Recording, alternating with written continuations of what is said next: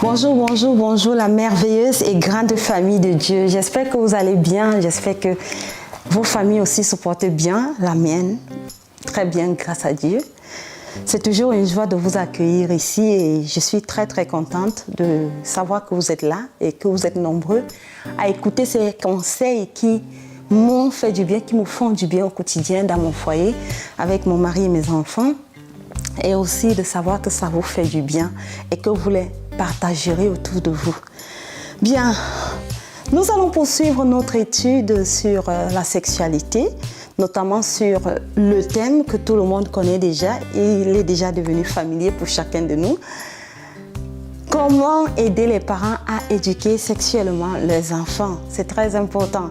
Et le sous-thème d'aujourd'hui, c'est la conception. Je sais que vous savez déjà de quoi il s'agit, mais la répétition est la mère de la science. Voilà pourquoi nous allons parler encore de cela aujourd'hui. Bien, pour ceux qui ne me connaissent pas, je suis Ondoa Chancel, épouse de Marc Ondoa, et j'ai 4 enfants. Donc pour vous dire que je ne viens pas faire de la théorie ici, c'est de la pratique, et ce que je viens vous partager ou alors partager avec vous, c'est des choses que j'applique déjà moi-même dans mon foyer avec mes enfants. Donc, étant donné que ça me fait du bien, ça change les choses, je me suis dit, mais pourquoi pas les partager aussi avec d'autres parents pour les aider, pour ceux qui n'ont pas commencé à éduquer sexuellement leurs enfants. Donc, on n'est pas là pour la théorie, mais c'est de la pratique en fait. Amen. Alors, nous allons prier. Merci papa pour ce beau moment, merci pour cette grâce que tu nous donnes d'être ici ensemble et de pouvoir apprendre. Sois béni, sois glorifié au nom de Jésus-Christ. Amen. La conception, la famille. Je sais qu'il y a plusieurs mamans ici qui ont déjà accouché, qui ont déjà eu des bébés dans leur ventre, pour parler comme des enfants, qui ont déjà conçu. C'est très important. Et je sais qu'il y a aussi des mamans qui n'ont pas encore conçu, peut-être elles ne sont pas encore mariées ou je ne sais pas trop. Et peut-être qu'il y a aussi des mamans qui n'ont jamais conçu. Peut-être qu'elles l'ont voulu, mais ce n'est jamais arrivé. Ne vous inquiétez pas. Chez moi en Afrique, il y a un adage qui dit « L'enfant n'est pas seulement celui du géniteur, mais aussi de toute la communauté. » Parce qu'en Afrique, nous, on vient en communauté. Donc, l'enfant du voisin, c'est ton voisin, c'est ton enfant. L'enfant de ta soeur, de ton frère et tout, c'est ton enfant. Donc c'est difficile d'entendre chez nous qu'une femme n'a pas d'enfant et elle est seule. Et non. Parce que les enfants qui sont dans sa famille sont ses enfants. D'ailleurs, elle les a à la maison, elle s'en occupe, elle les inscrit à l'école, elle fait plein de choses. Quand tu arrives dans une maison comme celle-là, tu as du mal à croire qu'elle est stérile. Si on ne te le dit pas, tu ne peux pas parce que tout le monde l'appelle maman. Elle s'occupe de tout le monde. Donc, même celles qui n'ont jamais accouché, sachez que vous êtes des mamans. Parce que les enfants qui sont dans votre famille, là, sont vos enfants. Les enfants de la rue et autres, les orphelins, ce sont vos enfants. Adoptez-en, c'est aussi important. Alors, nous verrons ce que c'est que la conception. Et avant, nous allons lire nos 2 textes de base. Genèse chapitre 1, verset 27 à 28 dit « Dieu créa l'homme à son image, il le créa à l'image de Dieu, il créa l'homme et la femme. Dieu les bénit et Dieu leur dit « Soyez féconds, c'est-à-dire faites l'amour, multipliez, c'est-à-dire faites l'amour, remplissez la terre, c'est-à-dire faites l'amour. » Et nous associons à ce texte celui de Proverbe 22, verset 6 qui dit « Enseigne à l'enfant la voie qu'il doit suivre et quand il sera vieux, il ne s'en détournera point. » Voilà nos 2 textes de base qui vont de pair. Amen. Alors, qu'est-ce que la conception? Selon le dictionnaire Minet-Larousse 2021, que j'aime bien, la conception est définie comme étant l'action par laquelle un enfant est conçu ou alors il reçoit l'existence. C'est ça la conception. La grossesse, qu'est-ce que c'est? C'est l'état d'une femme enceinte entre la fécondation et l'accouchement. C'est ça, aussi simple que ça. Vous pouvez le dire à vos enfants, expliquer. Vraiment, même un enfant de 3 ans va comprendre. C'est trop simple, voilà. Et alors, qu'est-ce que c'est que la fécondation? Puisque, maman, tu as parlé de fécondation dans la grossesse. C'est quoi alors la fécondation? Vous lui dites simplement que la fécondation, c'est l'action de féconder. C'est-à-dire l'union entre 2 cellules sexuelles, c'est-à-dire mâle et femelle. C'est simple, puisque Voilà, on va voir ça. Donc, l'union entre la graine de papa et la graine de maman, c'est ça la fécondation. Voilà. Et l'enfant va comprendre très vite. Et il sait que la graine de papa, c'est le spermatozoïde, la graine de maman, c'est l'ovule. Vous voyez, c'est facile pour un enfant. Alors, qu'est-ce que c'est que féconder? Féconder, c'est transformer. C'est très simple pour l'enfant de lui dire ça en ces termes. C'est transformer un œuf en embryon. Donc, on parle de l'œuf pour l'embryon. C'est ça la fécondation. Même un enfant de 3 ans comprend cela. Dites-le lui simplement. Et il va comprendre. Ou alors, c'est rendre une femelle pleine, une femme enceinte, rendre fécond ou rendre fertile. C'est ça la fécondation. Vous voyez, des petits termes comme ça, l'enfant comprend. Alors, quelles sont donc les différentes étapes de la grossesse, puisqu'on parle de la grossesse ici? Et avant, votre enfant vous posera certainement une question de savoir comment il est arrivé dans ce monde. Papa, maman, comment suis-je arrivé dans ce monde? Vous savez, c'est des questions souvent qui bousculent un peu les parents. Moi, on me l'a posé plusieurs fois, j'ai évité le sujet. Jusqu'au jour où le Seigneur m'a dit, tu ne peux plus éviter ce sujet longtemps. Il faut que tu commences à répondre à ces questions. Parce que plus vous évitez le sujet, plus votre enfant va vous le poser, ou vos enfants. Il va vous poser cette question. Ça reviendra, jusqu'au jour où vous lui donnerez la vraie réponse. Jusqu'au jour où le Seigneur m'a permis de donner cette réponse, je n'ai plus eu ce problème. Donc il faut toujours répondre et donner la vraie réponse. Souvent, on donne des fausses réponses. Non, l'enfant n'est même pas satisfait parce qu'il va revenir après. Donc, alors, avant donc d'expliquer les différentes parties, les différentes étapes de la grossesse, racontez votre belle histoire d'amour à votre enfant. Comment vous avez rencontré votre femme si vous êtes un homme? Comment vous avez rencontré votre mari si vous êtes une femme? C'est très important. Les enfants ont besoin de savoir ça et ça les... Vous savez, quand vous leur racontez cette histoire, puisque c'est une histoire généralement qui est très jolie à entendre, ils sont très contents, ils voient comment, voilà, et ça renforce aussi votre amour entre conjoints. Ça vous rappelle vos beaux souvenirs d'antan. C'est très bien, les enfants ont besoin de ça. Ça renforce l'équilibre familial, c'est très important. Bon, moi ici, je vais raconter mon histoire brièvement, parce que j'aime pas trop parler de ma famille. Je suis un peu discrète à ce niveau, mais je vais raconter brièvement, juste pour vous donner un exemple, pour que vous, à la maison, puissiez raconter cela aussi à vos enfants, mais votre histoire à vous, pas mon histoire. Voilà, c'est beaucoup mieux. Alors, je vais faire comme si c'est mon enfant qui m'a posé la question et qu'il est en face de moi. Oui, mon chéri ou ma chérie, tu m'as posé une question très, très pertinente, très, très intéressante. Je te remercie. Alors, je vais te donner la réponse. Je vais tout expliquer. Tu sais, il y a de cela quelques années en arrière, le 2 août 2008, ton père et moi, on s'est rencontrés parce qu'il était venu dans mon église au Cameroun et il a prêché sur l'histoire du bon samaritain. Et la façon dont il avait expliqué ça, je n'avais jamais entendu cette histoire sous cet angle-là.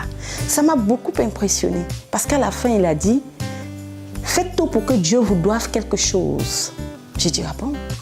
Dieu me doit quelque chose. » Et quand son fils reviendra, il vous récompensera, il vous donnera ce qu'il vous doit. Et ce qu'il vous doit, c'est quoi? C'est la vie éternelle parce que vous aurez fait sa volonté sur terre. J'ai dit « Waouh! C'est ça! » Ça m'a beaucoup impressionné. Et dans ses propos aussi, il disait que quand il était encore beaucoup plus jeune, il allait avec mon oncle qui est pasteur, le pasteur Valandez, Velavina, que je salue au passage. C'est mon oncle. Donc, mon oncle allait prêcher et lui, mon mari, lui, il avait la guitare, il chantait. Et je me suis dit, tiens, le prédicateur parle de guitare. Et moi, à l'époque, je faisais des cours de guitare, mais je n'avais pas de guitare. Vous savez, quand vous faites des cours sans matériel, c'est compliqué de pratiquer après. Je me suis dit, ah ouais, j'ai eu donc l'idée. Je me suis dit, quand le culte va finir, j'irai vers lui pour lui demander une guitare. Et chez nous, en Afrique, quand le culte finit, généralement, on sort de l'église, on se met dans la cour, on se salue tous par la main, on fait une sorte de ronde. Ça crée aussi de la fraternité, ça renforce les liens. Alors, je suis arrivée, quand on se saluait, je l'ai appelé, je lui ai dit « Ah, tonton, j'ai entendu parler de guitare, est-ce que tu peux m'offrir une guitare ?» simplement sans arrière-pensée, ni de son côté, ni de mon côté. On ne se connaissait pas. Il dit, il n'y a pas de souci. Et quelques temps après, on a commencé à s'appeler juste pour la guitare. On était sur la guitare. Jusqu'au jour où il m'a fait part de ses sentiments. Et après, la relation a commencé et tout. Et on a passé 2 ans, l'un en France. Lui, il était ici en France et moi au Cameroun. 2 ans après, il est allé m'épouser. Donc, et comme maman, là je le raconte à mon fils ou à ma fille, et comme maman avait demandé à Dieu dès sa jeunesse de l'aider à garder son corps, à préserver son corps jusqu'au mariage, alors elle a dit à ton papa, et ton papa a respecté cela, et il n'y a pas eu de rapport sexuel avant le mariage. Ce n'est qu'au soir du mariage, le jour du mariage, le soir, à la lune de miel, que nous avons eu notre premier rapport sexuel. Voilà. Et après, tu es venu au monde. Vous voyez? Et tes autres frères sont venus longtemps après. Donc, mon bébé, maintenant, tu sais comment tu es arrivé là. Alors, je vais te donner les différentes étapes. D'accord? Donc, voilà un peu l'histoire. Et vous savez, quand vous racontez une histoire comme ça, vos enfants sont contents. Moi, à la maison, ils sont souvent contents, ils sont contents. Moi aussi, je suis contente. Mon mari aussi. Alors, quelles sont les différentes étapes de la grossesse, étant donné qu'on a déjà raconté l'histoire? Vous direz à votre enfant, lorsque les 2 graines se rencontrent, d'accord? C'est-à-dire lors du rapport sexuel, vous expliquez à votre enfant, parce qu'il va vous poser la question, comment la graine rentre, comment elle va rencontrer l'autre. Vous lui dites simplement, c'est simple, papa et maman passent un moment d'intimité ensemble, ils ne s'appellent pas des petits noms, c'est-à-dire tu es mon miel, ma petite fleur, ma chérie, mon chéri, des petits bisous, des caresses, des tendresses. Et puis, tout doucement, papa introduit son pénis dans le vagin de maman, d'accord? Et ils passent un bon moment ensemble. Et lorsque papa introduit son pénis dans le vagin de maman, il dépose une graine, il dépose un liquide qu'on appelle le sperme. Et dans ce liquide, il y a plein de spermatozoïdes. Les spermatozoïdes, c'est la graine de papa qui va rentrer par le vagin de maman, qui est comme un tunnel, et qui va aller dans le ventre de maman rencontrer ce qu'on appelle l'ovule, la graine de maman qui se trouve dans son ventre, qui attend la graine de papa là-bas. Et lorsque les 2 graines vont se mettre ensemble, c'est-à-dire le spermatozoïde et l'ovule vont se mettre ensemble, ça va donner un œuf. Voilà, d'accord? Et cet œuf va se diviser en 2, en 4, en 8, en 16 et en 32 cellules identiques. Et au bout de quelques temps, de 14 jours, cet œuf va devenir un embryon. Et plus tard, cet embryon va devenir un fœtus. Et au bout de 9 mois, ce fœtus va sortir du ventre de maman par le même passage par lequel il est rentré, c'est-à-dire par le vagin de maman.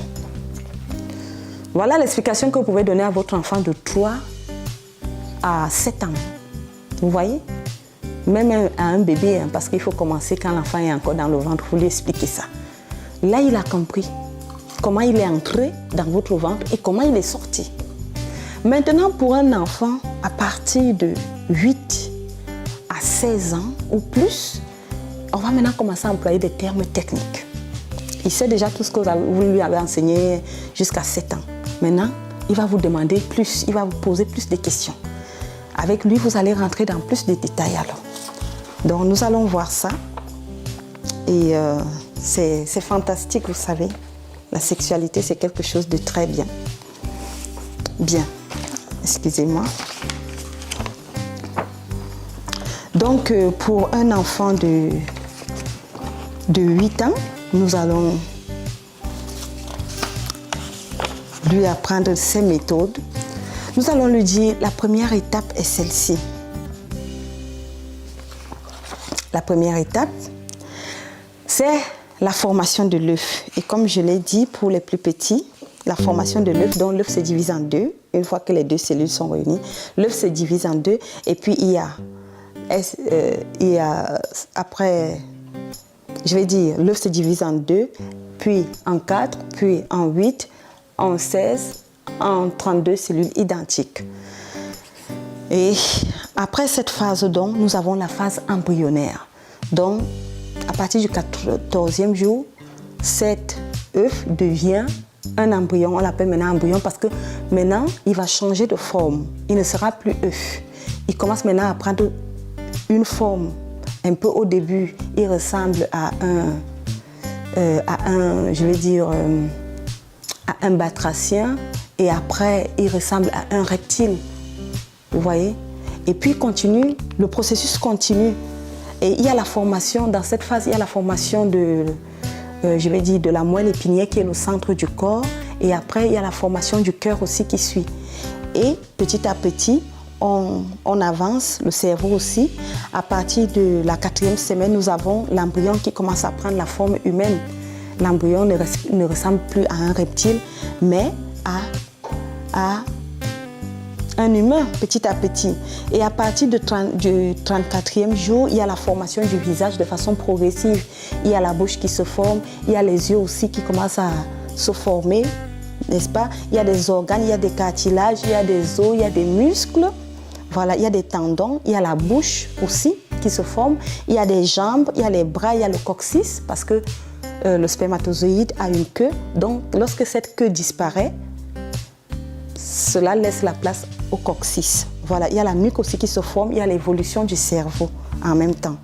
Bien, au 44e jour, il y a l'apparition des paupières parce que notons que lorsque l'œil se forme, il n'y a pas encore de paupières, il n'y a pas de cils, c'est vraiment ouvert, c'est exposé. Donc maintenant, les parties qui vont protéger l'œil se mettent aussi en place. Voilà pourquoi nous avons les paupières au 44e jour. Nous avons la solidification des os du dos. Nous avons aussi la tête qui se redresse parce qu'au départ, l'enfant a une tête, il est là, il est baissé quand il se forme encore. Donc, la tête qui se redresse au 44e jour. Et il y a le fonctionnement de la plupart des organes. Il y a le cœur aussi. Maintenant, nous allons quitter cette phase pour la phase fœtale. À partir du 60e jour, on ne va plus dire, on ne va plus appeler cet être embryon, mais on va l'appeler un fœtus. Donc, après le 2e mois de grossesse, d'accord, l'embryon s'appelle désormais un fœtus. Donc, à 10 semaines, on peut déterminer le sexe de l'enfant, savoir s'il est un garçon ou il est une fille. Le fœtus suce son doigt et dort 20 heures d'affilée par jour. Donc, et vers le 3e mois et début du 4e mois, le bébé commence maintenant à bouger et sa maman le ressent parce que son système nerveux se met vraiment en place au fur et à mesure que le temps passe. Mais notons que l'enfant a commencé à bouger dans le ventre de sa mère à partir de la 2e semaine, lorsque le cerveau a commencé à se mettre en place, les neurones. Mais la maman ne le ressentait pas encore. Elle le ressent à partir du 3e mois ou fin 3e mois, début 4e mois. Il y a des ongles qui poussent aussi à ce stade-là. Il y a des cheveux qui poussent. Il y a la formation définitive du cerveau. Parce que le cerveau prend du temps pour se former. Donc, c'est à partir du 3e, 4e mois que le cerveau finit de se former. Il y a aussi la formation du visage qui est terminée. Et le bébé écoute maintenant les voix au dehors. Ça, c'est très important.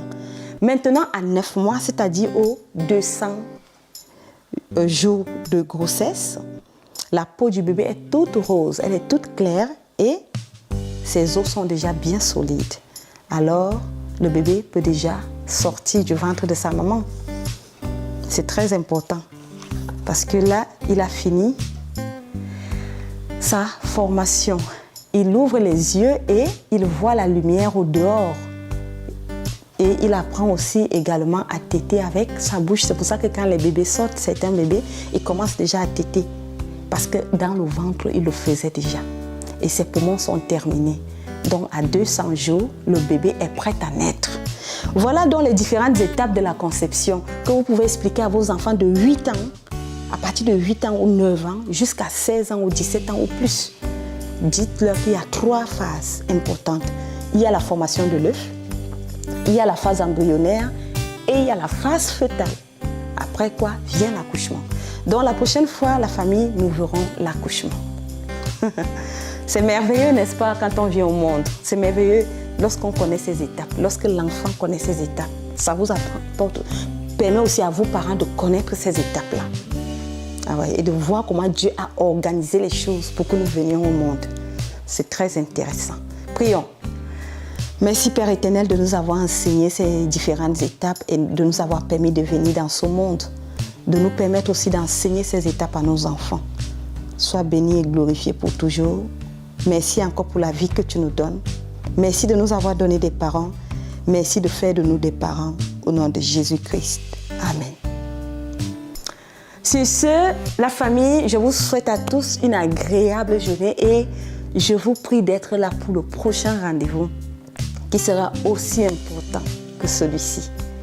Je vous aime tellement. Gardons la foi. Bye bye.